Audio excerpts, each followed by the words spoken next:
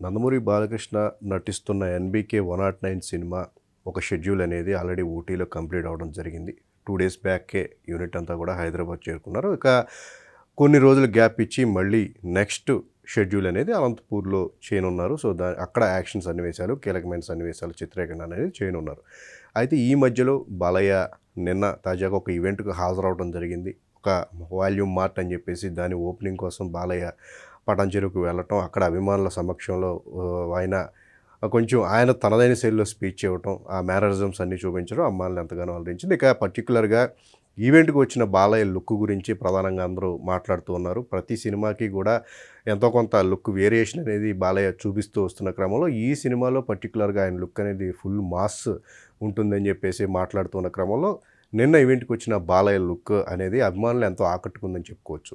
So, ఈ సినిమాలో Balayya look అనేది అంటే పూర్తి స్థాయిలో రివీల్ చేయనప్పటికీ కూడా ఆయన మీసకట్టు, ఆ ట్రిమ్ చేసిన ఆ బీడ్ అంతా కూడా సంథింగ్ ఒక మాసీ స్టైల్‌లో మళ్ళీ ఒక అఖండ తరహా స్టైల్‌లోనే ఈ లుక్ అంతా కూడా ఉంది. సో, దానికి కొంచెం డిఫరెంట్‌గా కూడా దీన్నంతా కూడా బాబీ ప్రజెంట్ చేసే విధంగా కూడా బాలయ్యని చూపించబోతూ ఉన్నారు. ఇక ప్రస్తుతం ఇండస్ట్రీలో నడుస్తున్న టాక్ ఏంటంటే గనక సీనియర్ హీరోలందరూ మిగతా తమదైన శైలిలో సినిమాలు చేస్తూ ఉన్నారు. డిఫరెంట్‌గా చేయాలి అని చెప్పేసి, ట్రెండ్‌కి తగ్గట్టు చేయాలి అని చెప్పేసి వాళ్ళు ఒకంత కన్‌ఫ్యూజింగ్ స్టేట్‌లో ఉన్నప్పటికీ కూడా బాలయ్య మాత్రం ఫక్త్ కమర్షియల్ సినిమాలు చేస్తున్న దర్శకులు ఎవరైతే ఉన్నారో వాళ్ళందరికీ ఫస్ట్ ఆప్షన్‌గా మారబోతున్నారు అని చెప్పేసి కూడా ఒక ప్రచారం అనేది జరుగుతుంది.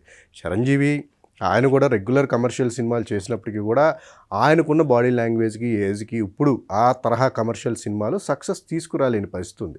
మరోపక్క నాగార్జున, వెంకటేష్ కూడా ఫస్ట్ నుంచి వాళ్ళు క్లాస్ సినిమాలు చేస్తూ ఉన్నారు. మధ్య మధ్యలో అడపాదడపా మాస్ సినిమాలు చేసినప్పటికీ కూడా ఆ రీచ్ అనేది చిరంజీవి, బాలకృష్ణ గారికి వచ్చినంత రీచ్ అనేది వాళ్ళకి రాలేదు. సో, ఈ క్రమంలో సీనియర్లైన నలుగురు హీరోల్లో ప్రస్తుతం స్టిల్ ఇంత వయసు వచ్చినప్పటికీ కూడా యంగ్ హీరోలతో పోటీ పడుతూ ఒక కమర్షియల్ సినిమా చేయాలి అంటే గనక సీనియర్ హీరోల్లో బాలకృష్ణే ది బెస్ట్ ఆప్షన్ అనేలాగా కూడా ఆయన కెరీర్ అంతా కూడా ఇప్పుడు మారిపోయింది అని చెప్పేసి మాట్లాడుతూ ఉన్నారు. ఇన్ ఫ్యూచర్‌లో ఎవరైతే కమర్షియల్ దర్శకులు తెలుగులో బోయపాటి గానీ, హరీష్ శంకర్ గానీ, గోపీచంద్ మలినేని వీళ్ళందరూ కూడా ఆల్రెడీ కొంతమంది బాలయ్యతో సినిమాలు చేసి సక్సెస్ కొడుతూ ఉన్న క్రమంలో ఎప్పుడు ఏ యంగ్ దర్శకుడికి ఎవరైతే మాస్ సినిమాలు తీయగలను అని చెప్పేసి కాన్ఫిడెన్స్ ఉంటుందో వాళ్ళు బాలయ్యతో సినిమాలు చేస్తే ఖచ్చితంగా సక్సెస్ గ్యారంటీ అనే ఒక ధోరణి అనేది ఇప్పుడు ఎక్కువగా పెరిగిపోయిందని చెప్పుకోవచ్చు. సో, ఇదే క్రమంలో సీనియర్ హీరోల్లో కమర్షియల్ సినిమా చేయాలి అంటే గనక మనం ఫస్ట్ బాలయ్యనే ప్రిఫర్ చేద్దామని చెప్పే ఈ రకమైన ప్రచారం అనేది ఇప్పుడు ఎక్కువగా ఇండస్ట్రీలో జరుగుతుంది. మిగతా యంగ్ హీరోలు కూడా పాన్ ఇండియా అని చెప్పి కొంచెం అవుట్ ఆఫ్ ఫ్యాంటసీ సినిమాల వైపు మొగ్గు చూపడం, ఎక్కువగా విఎఫ్ఎక్స్ ప్రధానమైన ఎందుకంటే ఆ భారీ స్థాయి నిర్మాణ విలువలు వాటికి తోడుగా సినిమాలు చేయాల్సి రావటం, వాటికి ఎక్కువ టైం తీసుకోవటం ఇవన్నీ చేస్తూ ఉన్నారు. బట్ తక్కువ సమయంలోనే ఒక క్వాలిటీ సినిమాను చేయాలి, అభిమానులు అలరించే విధంగా చేయాలి అనే హీరోలు ఇప్పుడు ఎక్కువగా తక్కువైపోయారు. చెప్పాలి అంటే కనుక వేళ్ల మీద లెక్కట్టొచ్చు.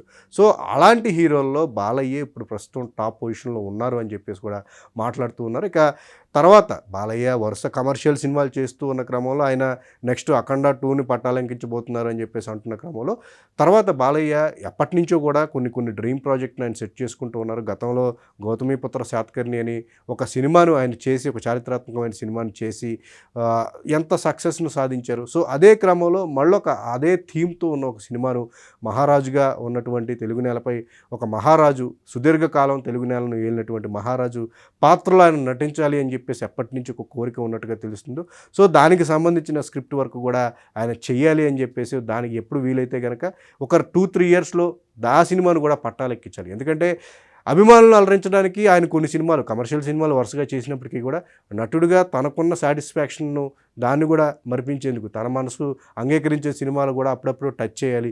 మళ్ళీ అందులో కూడా నిర్మాణ విలువలు ఇప్పటి ట్రెండ్‌కి తగ్గట్టుగా నిర్మాణ విలువలు గానీ అవన్నీ కూడా ఉండేలాగా జాగ్రత్త పడాలని చెప్పేసి ఆయన ప్లాన్ చేస్తూ ఉన్నారు. ఓవరాల్‌గా మిగతా హీరోలు అందరితో పోలిస్తే గనక ఒక వేరియేషన్ చూపించడంతో పాటు పాత్రపరంగా సినిమాల విషయంలో కూడా ఇప్పటి తరం ప్రేక్షకులకి అప్పుడు ఫస్ట్ నుంచి కూడా బాలయ్య అభిమానులు ఎవరైతే ఉన్నారో అందరినీ కలిసికట్టుగా ఎంటర్టైన్ చేసే విధంగా కూడా ఆయన ప్లానింగ్ అంతా సాగుతూ ఉంది. అయితే ఎప్పుడు దీనికి సంబంధించిన అఫీషియల్ అనౌన్స్మెంట్ ఎప్పుడు వస్తుంది ఏంటి అంటే కనుక ఇప్పటికే చాలా లైనప్ అనేది ఆయనకు ఉంది. ఎప్పటినుంచో మనం గతంలో కూడా మాట్లాడుకోవడం జరిగింది. 'ఆదిత్య 369' సీక్వెల్ అనేది బాలయ్య అభిమానులు ఎప్పటి నుంచో వెయిట్ చేస్తూ ఉన్నారు. ఆ సినిమాకి సంబంధించి కొంత వర్క్ కూడా చేయడం జరిగింది. బట్ ఇప్పటి మారిపోతున్న ట్రెండ్ ఎప్పటికప్పుడు మారిపోతూ ఉంది. ఓటీటీ సినిమాలనేవి పెరిగిపోయాయి. హాలీవుడ్ ప్రపంచ స్థాయి సినిమాలనేవి నేరుగా తెలుగులో కూడా విడుదలవుతున్న క్రమంలో ఇలాంటి ఒక సోషియో ఫ్యాంటసీ సినిమా చేయాలి అంటే గనక ఈ సినిమా కంటే ముందు వచ్చే సినిమాల సక్సెస్‌ని బేరీజ్ వేసుకొని చేయాల్సిన అవసరం ఉందనే కోణంలో కూడా ఆయన కొంత వెయిట్ చేస్తున్నారు అని చెప్పేసి కూడా తెలుస్తుంది. ఇప్పుడు ప్రభాస్ హీరోగా 'కల్కి' ఒక సినిమా అశ్విని దత్ నిర్మిస్తున్న క్రమంలో అది సోషియో ఫ్యాంటసీ సినిమాగా ఫ్యూచరిస్టిక్ సినిమాగా వస్తూ ఉంది. సేమ్ 'ఆదిత్య 369' తరహాలోనే భవిష్యత్తుకు అలాగే ఏ పాస్ట్‌కి కూడా వెళ్ళి ఈ సినిమాలకు సంబంధించిన కంటెంట్ అంతా కూడా ఉంటుంది కాబట్టి 'కల్కి' సినిమా ఫ్యూచరిస్టిక్ సినిమా కాబట్టి అది ఎంత మేర మన ఆడియన్స్‌ని ఇప్పటితరం ఆడియన్స్‌ని ఆకట్టుకుంటుంది. దానికొచ్చిన రెస్పాన్స్ ఏ రేంజ్‌లో ఉంటుంది అనేది కూడా ఒక బేరీజు వేసుకుని బాలయ్య ఎప్పటినుంచో ఉన్న తన డ్రీమ్ ప్రాజెక్ట్‌ని తెర మీదకి తీసుకొచ్చే అవకాశం ఉంటుందని చెప్పేసి కూడా మాట్లాడుతున్నారు.